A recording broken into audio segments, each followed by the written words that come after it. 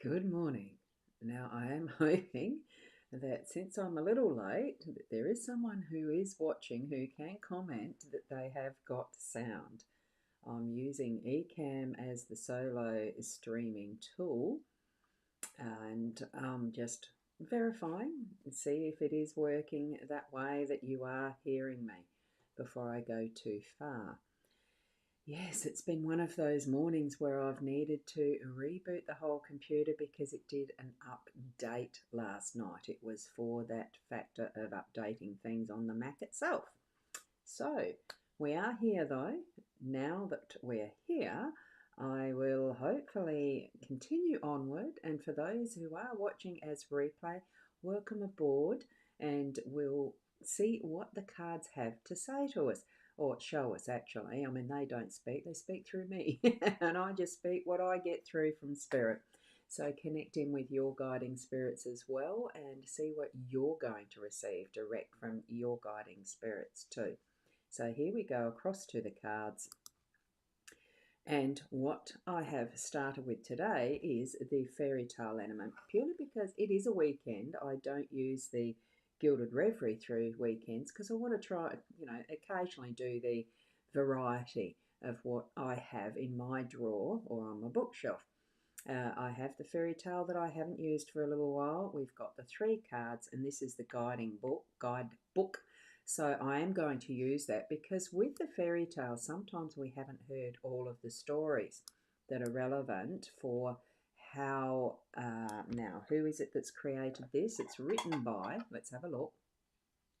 It's written by Arwen Lynch, if that focuses. Let's have a look. Come on. So the artwork's by Lisa Hunt and it's written by Arwen Lynch. Beautiful deck, because it is.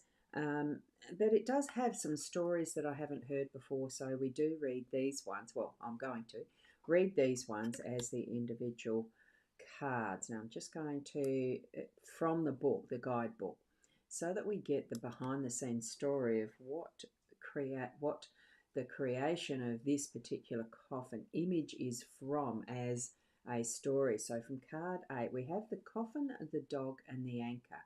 And at the end of it, I'll tie it together with whatever the message is. Now, I do have the dogs in the background. I've got Oreo and Fred. The thing is, I don't want to shut the door in case they make more of a noise the other side of the door compared to leaving my door open. So, you know what I mean? Here we go. The coffin card.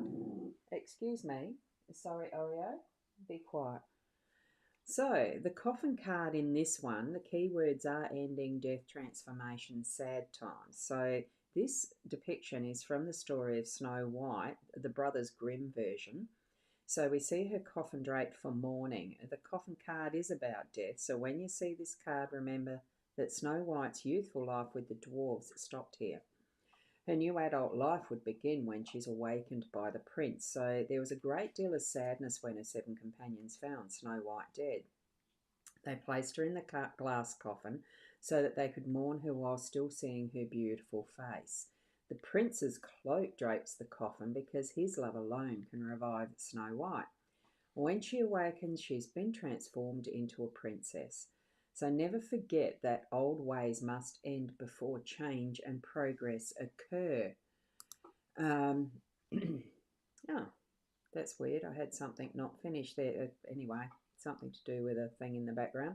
So apologies for that. So never forget that old ways must end before change and progress occur. Must mean that my old Mac's about to go. Anyway, where the coffin appears in your spread indicates something coming to an end. So when we are doing a spread, so right at the start, it's something old is coming to an end and we've still got the next cards coming in. So it can be an actual death, but this card also suggests that the idea of letting things go, which is what the Gilded Reverie one means more to me, is letting things go and clearing the way of old things. So it does follow through, regardless of what deck you're using. So a good question for the card is, what changes need to happen in your life? So there you go. We've got a bit of change happening, and seeing what is next is the dog card 10. So I can just turn the page. because it's there. No, 10, that's 10 of hearts with the things. It's page 18. Card 18. Didn't look at that right, did I? That's how much I don't memorise whatever is there for us as a deck of cards. I don't memorise what each one of them means. So here we have the dog there with his bowl, and you can just see an elephant there in the shadowy background like it's a rock. Other little faces too in this deck, but there's a trunk of a living elephant. Right, here we go with the story from this one. So the keywords for this is trust, loyalty, friends, and dependability. Very, very much an important thing for me at the moment as I decide, do I keep a rescue dog or not? You know, and here we are. We've got them sitting by me. They are my daughter's dog and the Fred, who's laying peaceful over there near the doorway. So, in The Elephant and the Dog, that's the story we're looking at, the Sultan's elephant stopped eating when his loyal companion was taken away. The Sultan's very upset when his favourite pachyderm nearly dies without his canine companion, pachyderm being the elephant. No one understood the nature of support the dog gave to his jumbo friend, so the dog is returned just in time, as we can see here. Here we see the dog and the elephant sharing a meal in a jeweled bowl. So the elephant reaches in to reassure himself that his world is right again.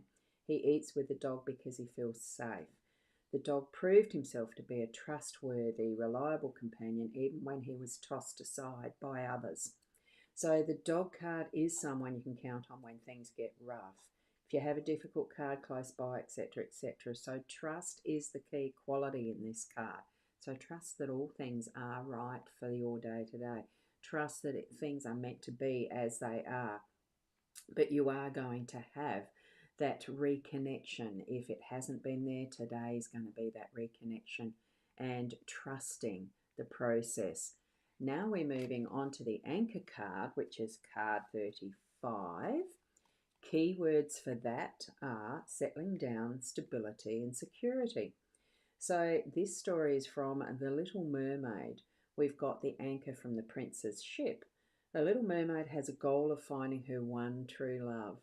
That's the prince who represents the harbour she's seeking. So there's also a note of being stuck, which is what happens to our mermaid when she learns that there will be sacrifice and commitment required for love to work. I don't think I've read that story actually, The Little Mermaid. I know there's some sort of an animated movie. Is it the same? Is it based on that? Anyway, that'd be nice to know. She accepts that she needs to be grounded in order to achieve the stability that she's seeking. So the treasures around this anchor reflect the rewards that will come with this safe place that she's discovered. So we need to have ourselves being open to those possibilities. So when it appears, look at what area of your life is providing stability, that it's providing stability for. So we're needing to be conscious of what is our anchor, our stable connection. So that's what we need to know from our cards today, the stories behind them. So what we're doing, even though things might feel like they're at an end, there is that real renewal and getting back to a stable ground, really, because we are anchoring in the trust with the dog, that's the dog energy that's present here. Trust that things are as they're meant to be, but we do need to be the one who places our feet on the ground, our anchor in the ocean bed, so to speak, to really get that sense of stability and readiness for what is next. Okay, so that's what we've got there for our day today. So hopefully all of this went through okay. I'll be discovering that shortly. So let's see. Have a wonderful day. Keep being the best you, and namaste. Until tomorrow, hopefully with a better stream process, that is. Yes, so bye for now.